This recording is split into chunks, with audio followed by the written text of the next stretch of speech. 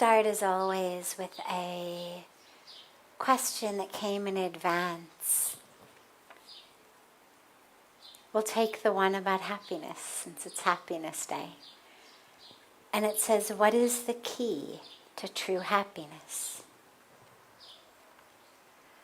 As I was saying on the Ganga Ghat during Aarti, when I first came to India in Rishikesh 25 years ago, I was so struck by how happy people were. I had been raised in a world where we were really told, here's what you need for happiness. You need this type of education, you need to get these grades, you need to have this type of a house in this area of town, you need to vacation at these resorts, you need to look this way in the right clothes, you need to get invited to the right parties. There was this whole happiness equation. And I came here, and I looked around, and Rishikesh was not nearly as developed 25 years ago as it is today. And I looked around at people living so far below the Western standards of poverty. People, it was so clear, we would say, they are poor, they are poor. And yet, two things were true. First of all, in their mind, they were not poor. And so if you referred to them as being poor, they would very quickly correct you, nay, hum garib nahi hai, we are not poor. Wo log shayad garib hai. Maybe those people are poor, but not us.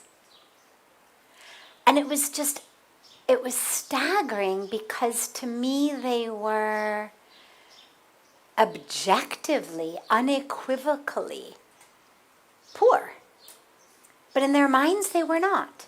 And it wasn't that they were comparing and contrasting bank accounts or income.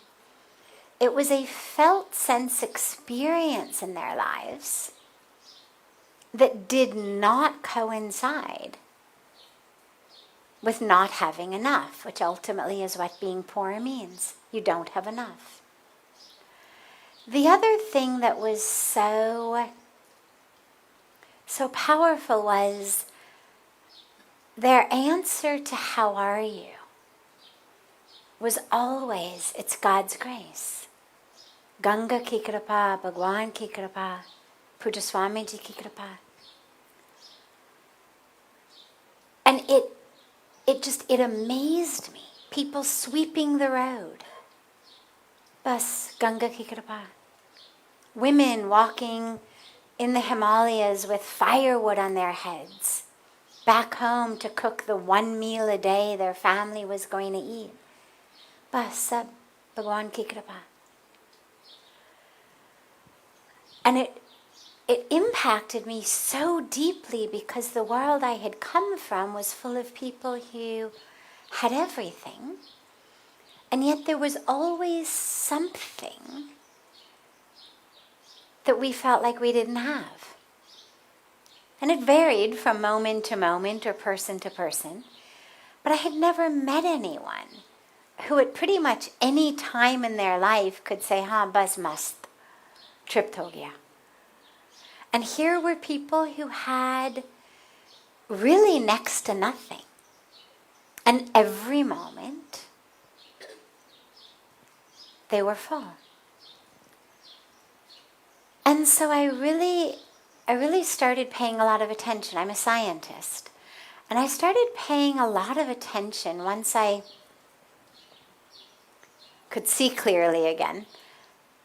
And what I realized is that their source of happiness didn't come from external things. It wasn't about what they owned, what they bought, what they had. It was all about a connection to the divine. An inner happiness. An inner experience of being one with fullness, one with infinity, one with the divine. So how could you possibly lack in any way if you're one with the divine? It's like that story of the man who's looking for God, really wanting to find God. And he roams here and roams there, roams everywhere, not finding God, and he's depressed and miserable. And he collapses on the shore of a river. And suddenly out of the river, this fish jumps up out of the water. And the fish starts flapping around in the air, saying, "Water, water, water. I need water or I'm going to die." And the man says, "You stupid fish. Like, you live in the water. You're surrounded by water. There's nothing but water. But now you've come out of the water. You're flapping around, crying for water. Just go back in the water." And the fish says, "Same is true about you. You're crying for God, you're looking for God, you're roaming around for God. But you live in God, and God is in you. Stop focusing externally. Go back in, like you're telling me, go back in the water, so I'm telling you, go back in." So over the last 25 years, in this beautiful and really fun mix of science and spirituality that I get to move through, I would say that the real source of happiness is a decision to be happy. Look, we all could be miserable. I am sure that if we went around this garden and I said, give me the one thing that's not right in your life, the one thing that makes you upset, I guarantee you, every one of us will have that. It could be our height, our weight, our skin color. It could be our boss who never is satisfied no matter what we do. It could be our spouse or our parent who is never satisfied no matter what we do. It could be our neighbors. It could be the city we live in.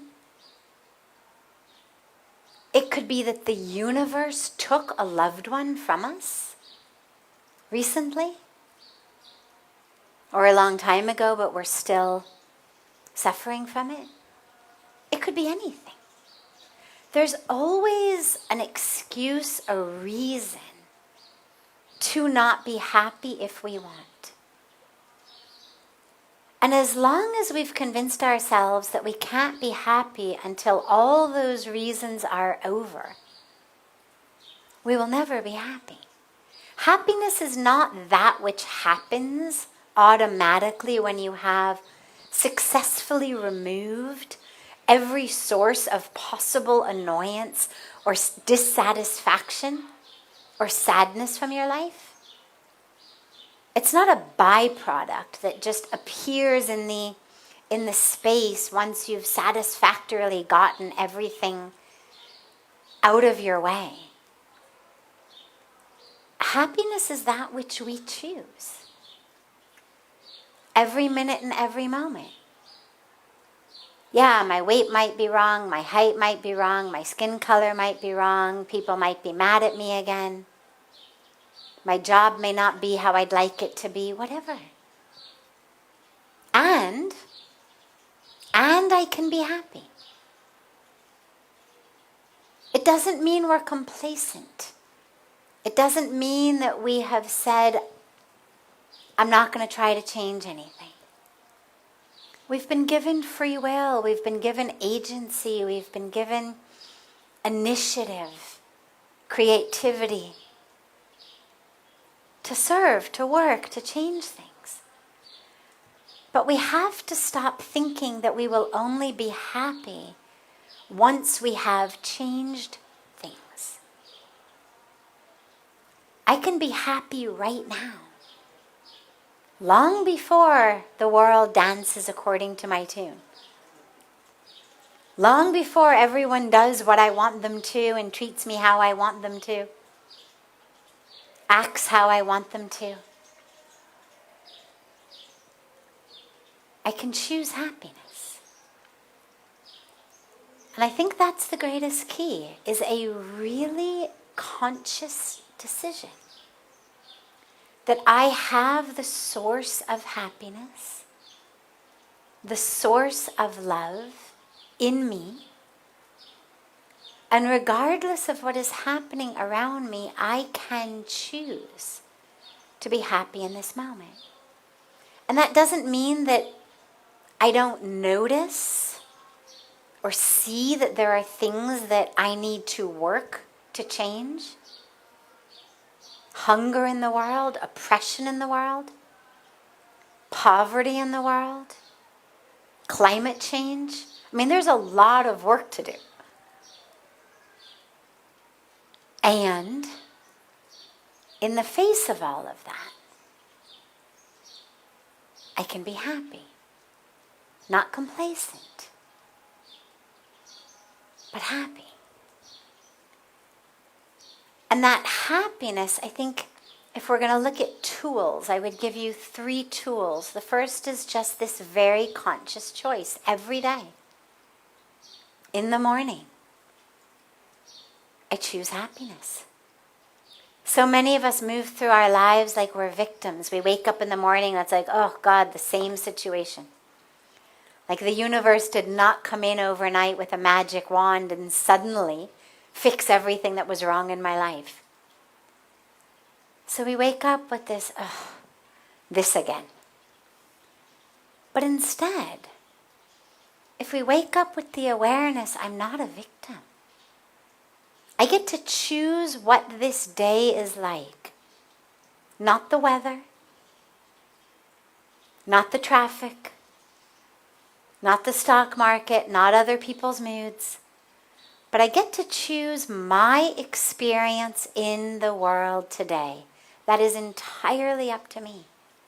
And I am going to choose to have a beautiful, joyful, peaceful, love-filled day. So that would be daily tip 1. And if you need to stick a note on your bathroom mirror or on your refrigerator, do it. Or on your mobile phone. We probably see them before we see the mirror or the refrigerator. And the second and third are the 2 things I mentioned in the Ganga Arati. Gratitude. So many of us naturally think that the order is first that which I want to happen happens. Then naturally I'll be happy. And when I'm happy, I'll be grateful. Right? I mean, I want you to do something for me. You do it. I feel happy. Then I say thank you. Right? It seems like the natural progression of things. But it's actually backwards. And it's one of the reasons that so many of us aren't happy. We're waiting for that which we want to happen so we can be happy and then grateful. But all of the science now, and there's been a lot of money, a lot of research, a lot of hours put into this. It's not, I'm happy, then I'm grateful. It's actually, I'm grateful, then I'm happy. Gratitude actually breeds happiness. Now most people think, well, my God, if what I want to happen didn't happen, what is there to be grateful for?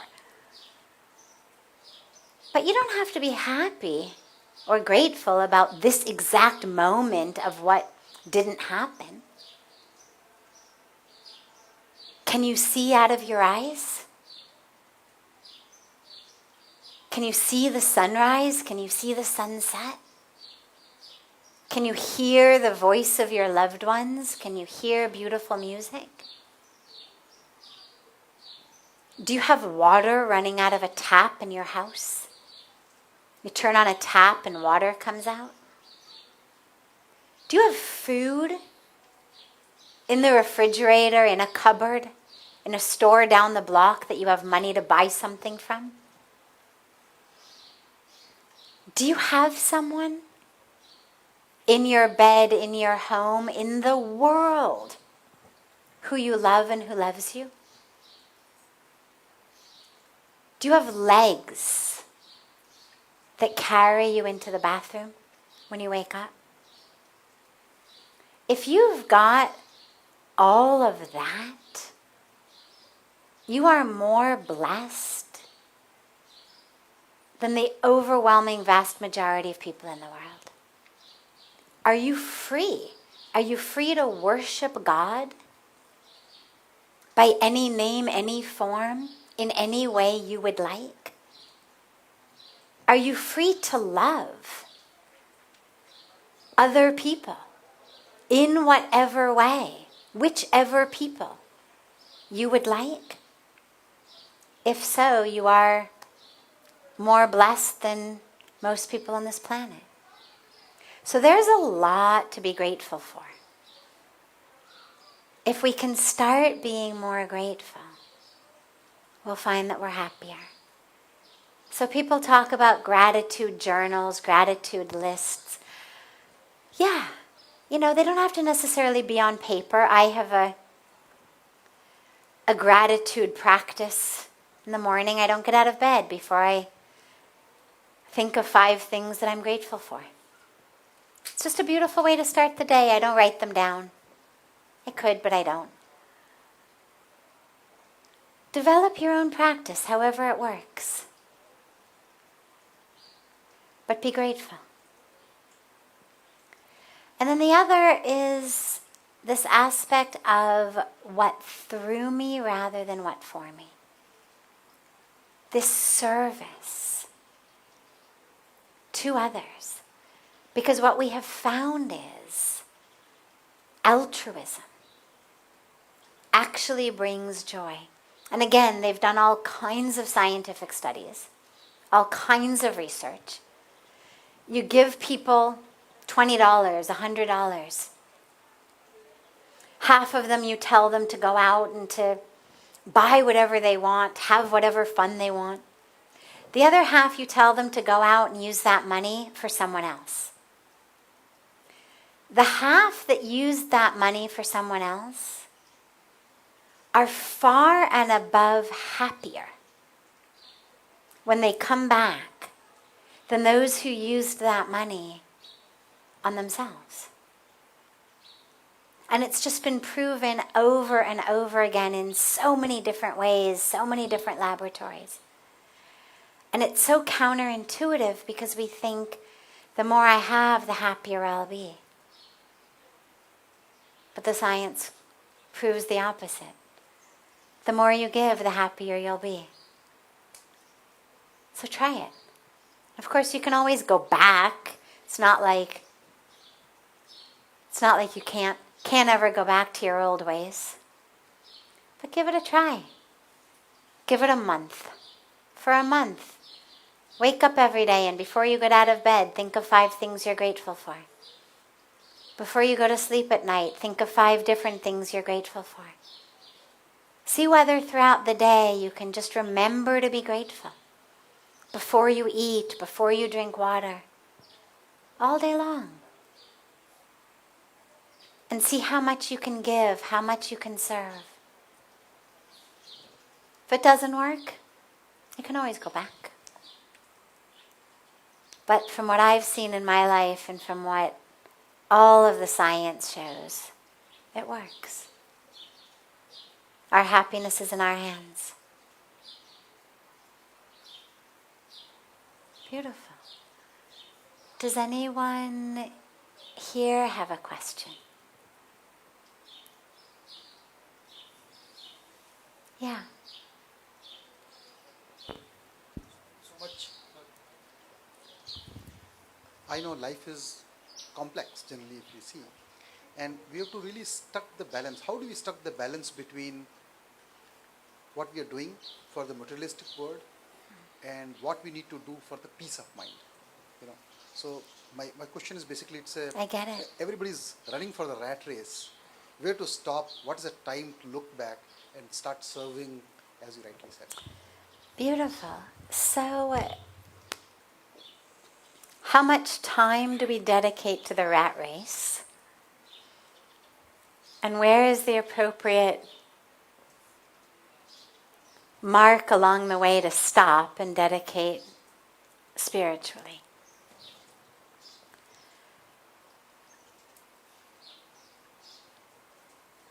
I would say,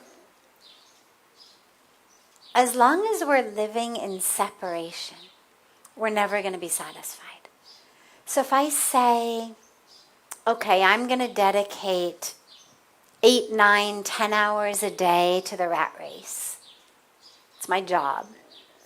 And I'm going to dedicate half an hour, 1 hour to my spiritual practice, and this much time to my family, this much time to my friends. The dilemma with that is that our spiritual practice becomes relegated to only one part of the day. And what we're doing in the vast majority of the rest of the day, this rat race, goes against the principles from my spiritual practice. So the goal is not, you shouldn't work, you should be poor, you should beg for food, but rather, how can I live in the grihasti phase of life when I'm supposed to be out there earning a living?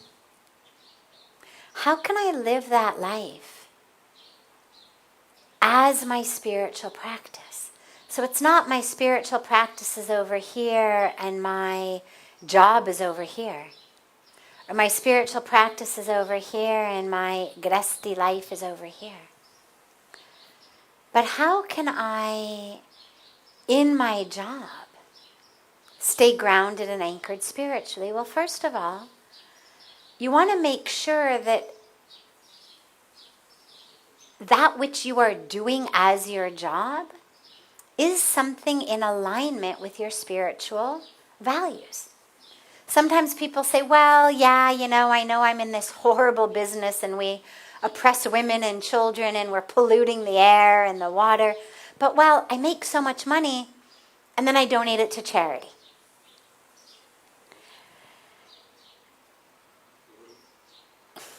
It's not, it's nice to donate money to charity, but that's not the way we're supposed to be doing it. Find a way to earn a living that's in alignment. There's nothing in our scriptures that says, thou shalt not make money, thou shalt not do business. There's nothing like that. We have the whole Varnvavesta system that includes doing business. But doing it in a way that it's not a rat race. In a rat race, we're all rats. Doing business, this art, when we talk about Purusharth, the 4 goals of life. Well, art, this prosperity, that's not separate from the goals of life. It's there, it's part of it. But it's not prosperity at someone else's loss. It's not prosperity that requires me to step on someone's head to get ahead. It's not prosperity at the sake of women, children, the environment, my employees. It's a system. Business is a system. Economics is a system that helps our society run. It's beneficial to our society. Do business, do good business, no problem. But don't do anything that makes you feel like a rat, regardless of how far ahead you are. If at the end of the day you feel like a rat, तो फिर कोई मतलब नहीं है. There's no amount of money you can spend to stop feeling like a rat. So do business in such a way that at the end of the day, you feel good about yourself. But even as you're doing it also, we're able to bring our spiritual practice into our day-to-day life. How to see the divine in everyone we meet. Employers, employees, colleagues, clients, partners. How to realize that whatever we're doing is just, this is our dharma. It's our dharma on this particular cosmic stage, at this particular scene and act of God's Leela. But then, of course, there is a time when we stop. This is what we refer to as Vanprastha ashram, right? When the grihasti phase is over, our children have grown. They no longer need us to be bringing home the bread. And this is the time that we start to pull back from that, to start dedicating more and more of the actual hours of our day and our attention to sadhana, to seva, rather than taking more. It's the time of our life when we start giving more, sharing more, experiencing more. And so if you're wondering when to stop, really very practically I would say, do you have enough? Is there enough? Is there enough for you? Is there enough for your children if they're not earning? Not, is there enough for all of my greed? You know, Gandhiji said so beautifully, there's always enough for everyone's need, but never enough for any man's greed. So it's not, well, if I just earned a little more, then I could have the big version of the flat screen TV. But do you have enough? Is there food on the table? Are there clothes for winter? If somebody needs medical treatment, is there money to take care of that? You know what's enough. You don't need me to tell you. And when there's enough, that's when we say, okay, enough. If you wait until you don't have any other desire left, you're going to be accumulating things till you're on your deathbed. But this is where we speak about gyan. It's where we speak about vivek. To have that discrimination, to say, yeah, I realize every commercial, every billboard, every advertisement is telling me I should have more.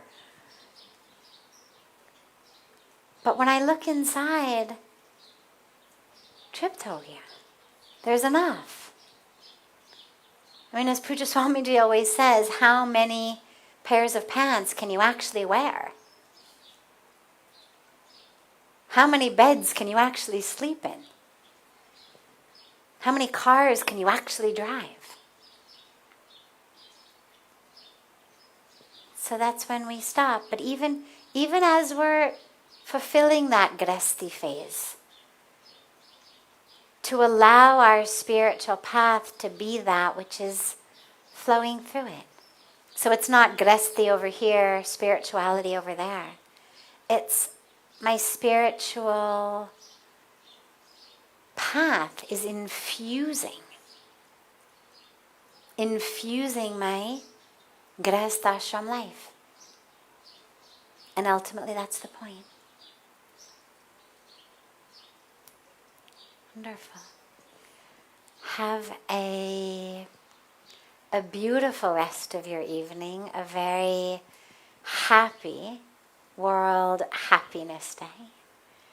And look so forward to seeing you tomorrow. Sorry for the late start tonight. Those of you who were with us in the Ganga Aarti, we had a very overflowing with exuberant happiness Aarti that just kept flowing and flowing and flowing, and hence we started a bit late.